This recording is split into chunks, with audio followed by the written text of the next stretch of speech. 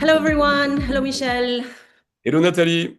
Hello, hello. Here we are today to talk about what it means to be under probation. Under probation or under surveillance is the feeling that some bipolars have after they have a bad episode of depression and mania or depression.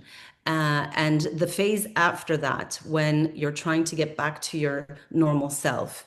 The whole world, your family, mostly a few people in your family, and maybe some friends, become your circle of entourage, your circle of trust, and the people that are going to help you become stable again. And they're going to be very close to you in terms of observing whether you're taking your medication, whether you're sleeping, how your moods are. And all of these things may seem very logical on paper, but it's actually very difficult and very frustrating when you're the person being observed and being looked at so closely because we're dealing with a mental health condition that is invisible. We're dealing with a mental health condition that is so hazy and difficult to kind of pinpoint exactly that it can feel like humiliation. It can feel like we are being treated as disabled or treated as children or treated as incapable of taking care of our own self, which we actually are probably not because that's part of the whole bipolar condition. But it's just hard to accept. And so the only way actually to accept it is maybe with time, with patience, especially when time passes, the noose that you feel that you have around your neck gets a little bit loose, a little bit less tight, and you are able to breathe a little bit freer as long as you still do those things that you need to do to stay stable. So, it's a balancing act that is, well, it's kind of a dance that can be a frustrating dance to find the right rhythm. Michel? Well, I relate to what you said, Nathalie.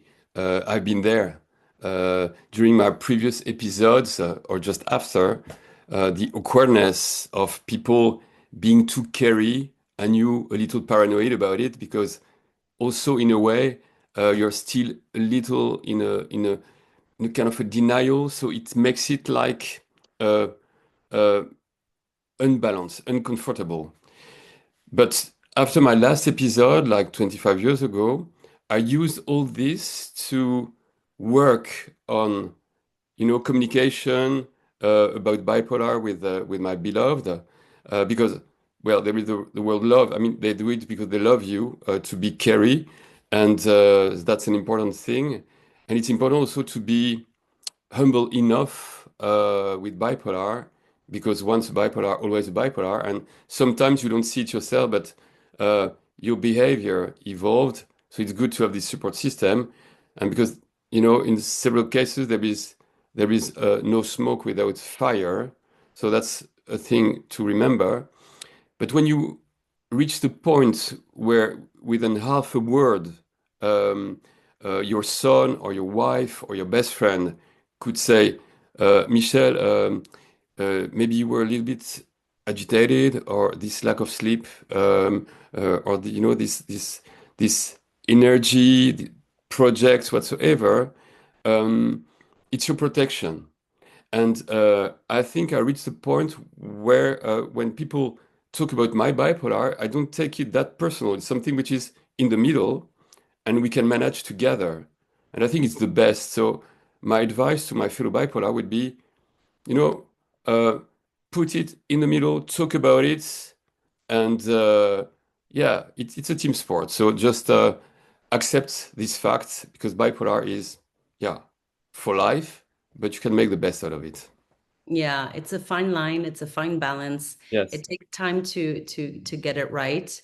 And it's something that we all need to explore and find out how to reach that balance because that's what has made you stable for all these years. Yes. So it obviously works if it's well. Accept in a way to be underwatched, but I Yeah. just enlarged the scope of the watch.